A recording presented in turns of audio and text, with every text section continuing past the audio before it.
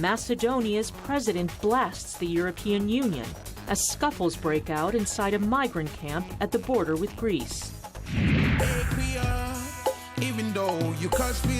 In our Music Maker segment, a closer look at Ghanaian rapper Edem.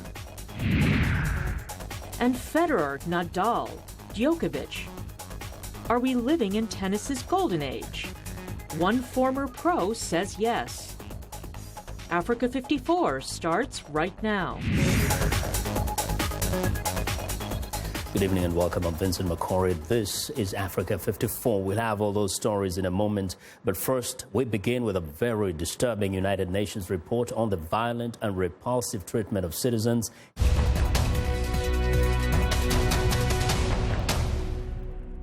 Welcome to the Voice of America's Newswords. Here's a story that has to do with defects or problems with cars. Listen for the word that means to take back something. Recall. They had meetings over this defect. They shared complaints over this defect. Yet there was no investigation by the government and no recall by General Motors until 10 years later. Recall. It is a word that means to ask people officially to return something. In our story, there were major problems with some General Motors cars. The man says the U.S. government and the car company took too long to issue a recall, so the cars could be fixed. Now, when you hear the word recall, your American English will be good enough to know what this news word means.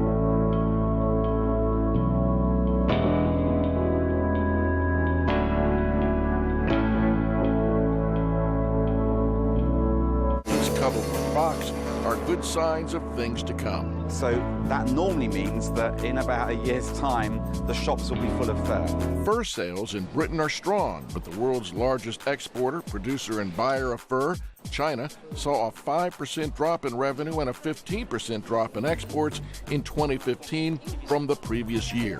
Still, Henry Sun, general manager of Hong Kong Fur Factory, says now's a golden opportunity to place orders. I think when economy picks up a little bit, price will go again and business will be good. Despite anti-fur campaigns, the fur industry is a multi-billion-dollar business that employs about 1 million people worldwide. For VOE's BizBeat, I'm Philip Alexio.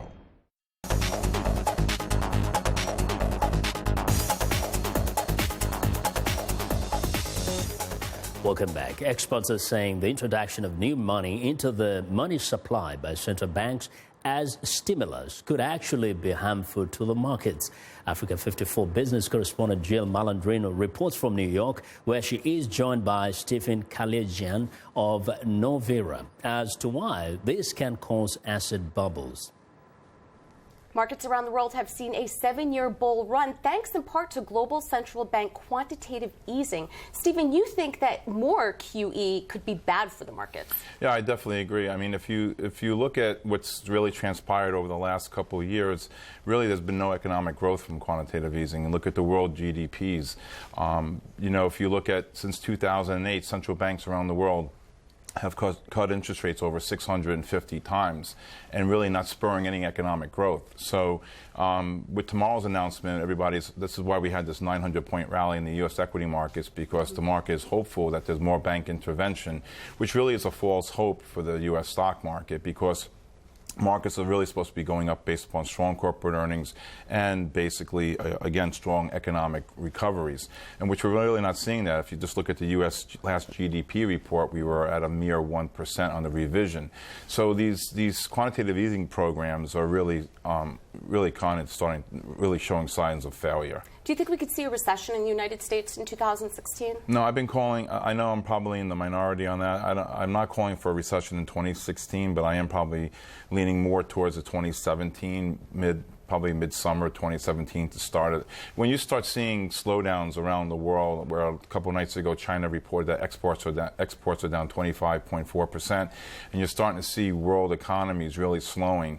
And if you saw a real economic spur of activity, you wouldn't have the ECB meeting tomorrow and looking to maybe extend the quantitative easing program past the March 2017 deadline and maybe even increase the amount of purchasing. If you look at what they've done so far, they spent 700 billion euros, and really the economy there is very sluggish. And overall, you're not seeing any type of economic growth and zero inflation there as well. All right. Thank you very much, Stephen. Thank you. For the Voice of America in New York, I'm Jill Malandrino.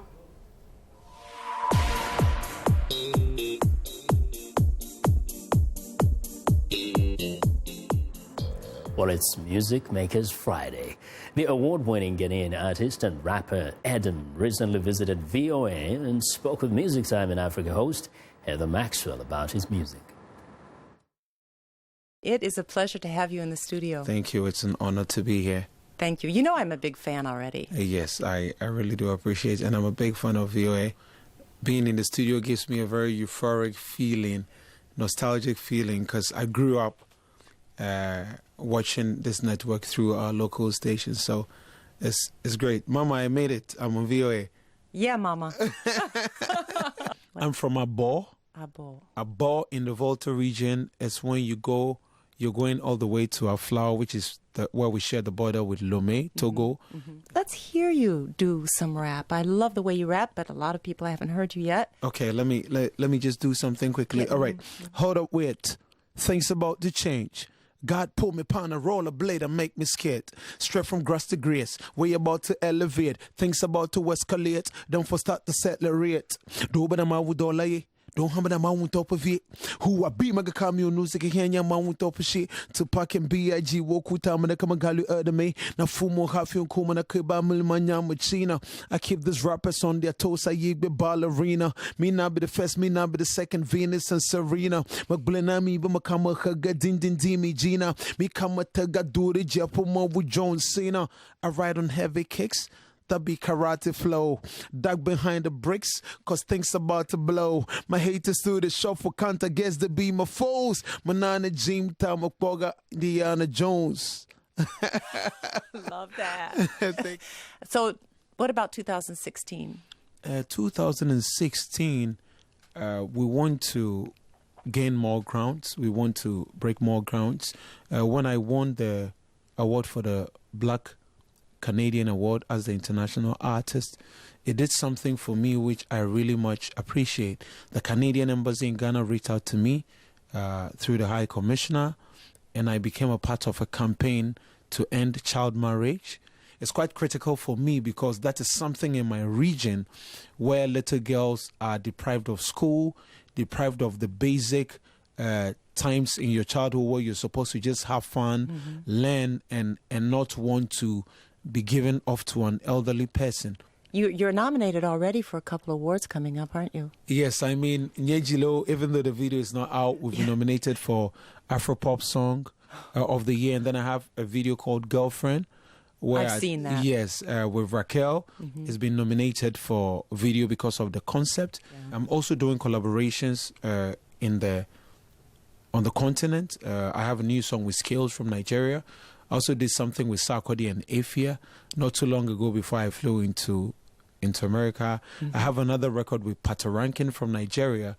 And so we're hoping to push the envelope this year, give people new sounds, and be able to make our presence be more felt and more grounded, so to speak. Yeah. Well, this is Edem, everybody, on Music Time in Africa, right here in Washington, D.C. I need to talk to you. No, I said Would no. you still be my girlfriend? It was a mistake. Stay away from me. Don't call me no more. We're done. I messed up. You hurt me so many I don't times. even know how this happened. Edem, I'm done. No! Would you still be my girlfriend? Hey, queer. Even though you cursed me the other night, we took this, Amina and Lucia. Would you still be my girlfriend? Hey, queer. Even though you cursed me the other night, we took this, Amina and Lucia. Hey, yeah, but you know that I love you. Well, the taste of that, right? It's time now for a short break. Still to come on Africa 54. How Tennis's big three powerhouses have set new standards while delighting fans. We'll be right back.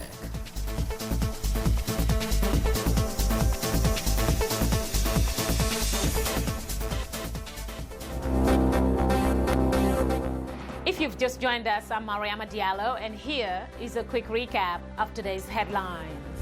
In South Sudan, Amnesty International says the suffocating of over 60 men and boys by government soldiers is a war crime.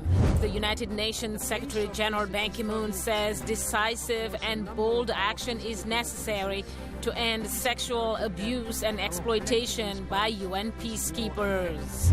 In South Africa, Janice Wallace, a convicted killer of South African anti-apartheid leader Chris Hani, will be freed on parole in 2 weeks after more than 20 years in prison. In Kenya, lower fuel cost and fleet reduction expected to help struggling Kenya Airways. That's all for today. Thanks for watching. We'll see you next time.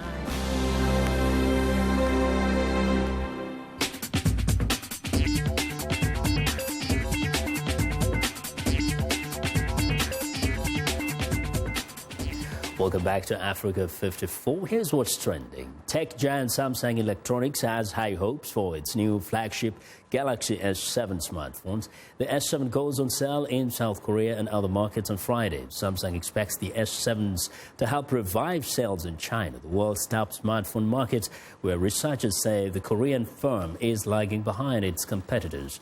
The phone is waterproof and has Samsung's first 360-degree camera, the panoramic photos and videos that can be uploaded to Facebook and YouTube or viewed as immersive experiences on Samsung's virtual reality headsets.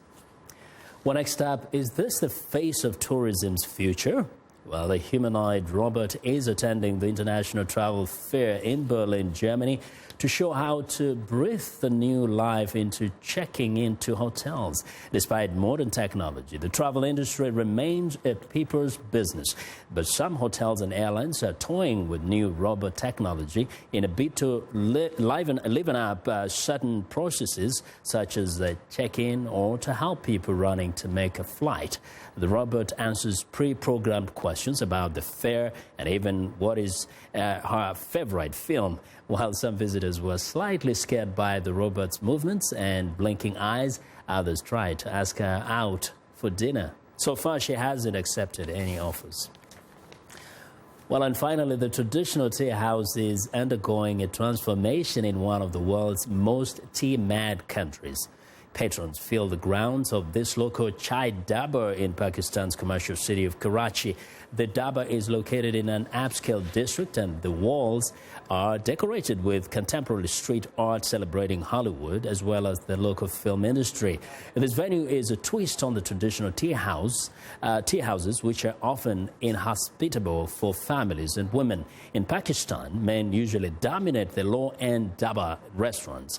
But here, the young and old hang out and sip tea with their family and friends. This changing trend is good news for Karachi's economy, as well as what was a deserted area is turned into a vibrant cultural spot. Similar tea shops are opening up nearby, and that is what is trending today.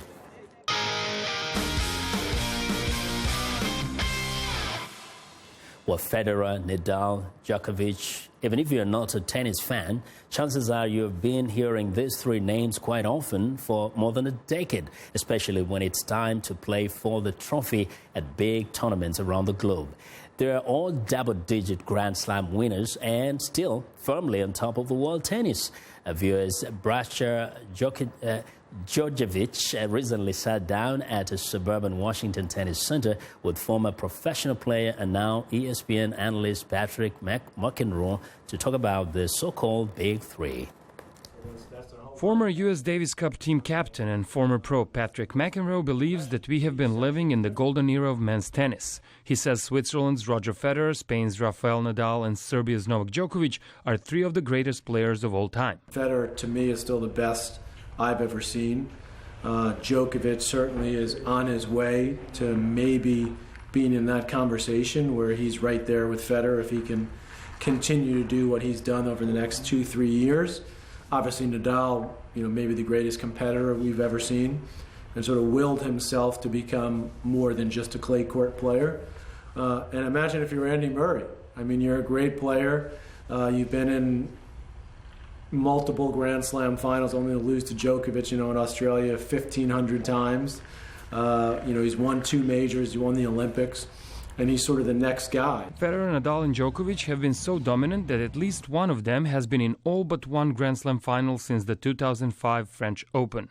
The only American to reach a Grand Slam title match in that period was Andy Roddick, losing to Federer at Wimbledon in 2009. Most countries would have to say the same thing. If you're, from Sweden, for example, from France, Australia, countries that have a great history in tennis, it's pretty much been, for the most part, 3 players. Obviously, Murray's won a couple.